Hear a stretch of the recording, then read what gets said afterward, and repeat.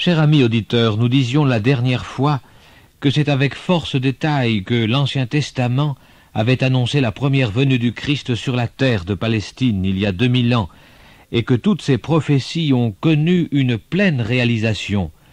Le Nouveau Testament, pour sa part, annonce avec tout autant de détails et de force la seconde venue du Christ, c'est-à-dire son retour. Cette prophétie est très abondante dans les écrits d'apôtres tels que saint Paul, saint Pierre ou saint Jean. Pourquoi ne connaîtrait-elle pas, comme celle des anciens prophètes, un plein accomplissement? Ceci ne fait aucun doute, car c'est le même Dieu qui a inspiré ses serviteurs, qu'ils soient de l'ancienne ou de la nouvelle alliance. Et puis Jésus a dit lui-même dans l'Évangile qu'il reviendrait prendre à lui ceux et celles qui lui appartiennent, ceux et celles qui espèrent en lui de toute leur force. Êtes-vous de ceux-là, vous qui écoutez en ce moment? Si le Christ ne devait pas revenir comme il l'a dit lui-même, et comme d'autres après lui l'ont affirmé, le Nouveau Testament est alors la plus grande supercherie de tous les temps. Le Christ lui-même le plus grand imposteur que la terre ait jamais porté. Mais dites-moi, pouvez-vous penser un instant que le Christ ait voulu nous tromper, nous endormir avec des fables? Était-il homme à cela? N'a-t-il pas dit « Je suis la vérité » ? S'il est quelqu'un dans lequel nous pouvons faire totalement confiance, c'est bien lui. Le Christ n'a jamais déçu personne. Il est arrivé que des religions, des chrétiens aient déçu, jamais le Christ. « Je reviendrai, a-t-il dit, et vous prendrez avec moi, afin que là où je suis, vous y soyez aussi. » De quelle manière son retour s'effectuera-t-il? Paul l'apôtre nous en donne le détail dans sa première lettre aux Thessaloniciens, au chapitre 4, et des versets 16 à 18. « Car le Seigneur lui-même a un signal donné, à la voix d'un archange et au son de la trompette de Dieu, descendra du ciel, et les morts en Christ ressusciteront premièrement. Ensuite, nous les vivants qui serons restés, dit-il, nous serons tous ensemble enlevés avec eux sur des nuées, à la rencontre du Seigneur dans les airs, et ainsi nous serons toujours avec le Seigneur. » Ce sujet du retour du Christ lui tient tellement à cœur qu'il occupe les derniers versets des 5 chapitres de cette première lettre aux Thessaloniciens. Ces textes que j'ai souvent lus me touchent toujours au plus profond de mon être, car ils sont et renferment toute mon espérance. Tout vrai chrétien doit vivre dans l'attente de son Sauveur. Cet événement sera soudain, inattendu, dit Jésus, en ces termes. Le Fils de l'homme viendra à l'heure où vous n'y penserez pas, à l'heure où vous serez occupés à bien manger, à bien boire, à l'heure où vous serez absorbés par vos affaires, par vos soucis. Ce jour viendra à l'improviste, comme un coup de filet sur tous les habitants de la terre.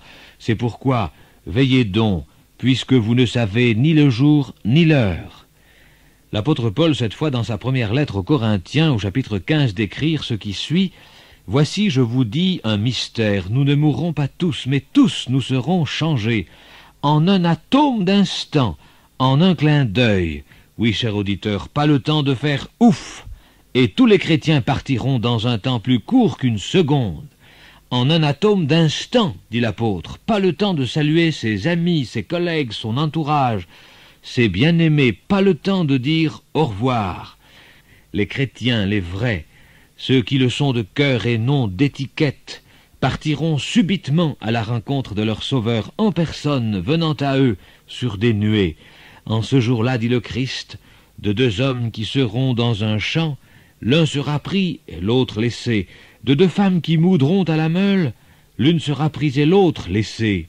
Quelle injustice, avez-vous envie de crier? Mais pas du tout. Ceux qui resteront sur la terre en ce jour-là l'auront bien voulu. Ils ne s'en prendront qu'à eux-mêmes pour avoir rejeté le salut que le Christ leur avait offert. La Bible dit qu'ils passeront par des temps difficiles, horriblement difficiles, comme la terre n'en a pas encore connu, plus difficiles que ceux d'Hitler.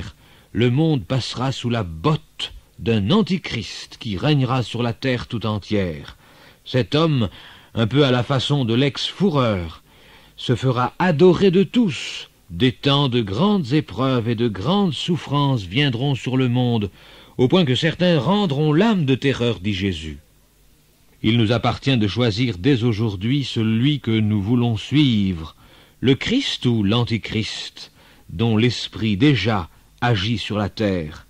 Pour ceux qui partiront dans ce jour extraordinaire du retour du Christ, Dieu lui-même, est-il écrit, oui, Dieu lui-même, essuiera toute larme de leurs yeux, et la mort ne sera plus. Il n'y aura plus ni deuil, ni cri, ni douleur, car les premières choses auront disparu. Pour eux commencera une éternité de joie, de paix, d'amour et de bonheur dans la présence de celui qu'ils ont reçu dans leur cœur par la foi. Aujourd'hui, ils lui font confiance sans l'avoir vu, sans le voir. Encore, dans ce jour, ils le verront pour vivre éternellement avec lui. Êtes-vous de ceux-là? Mais où sont-ils, dites-vous? Ils sont partout sur la terre, peu importe la dénomination chrétienne à laquelle ils appartiennent.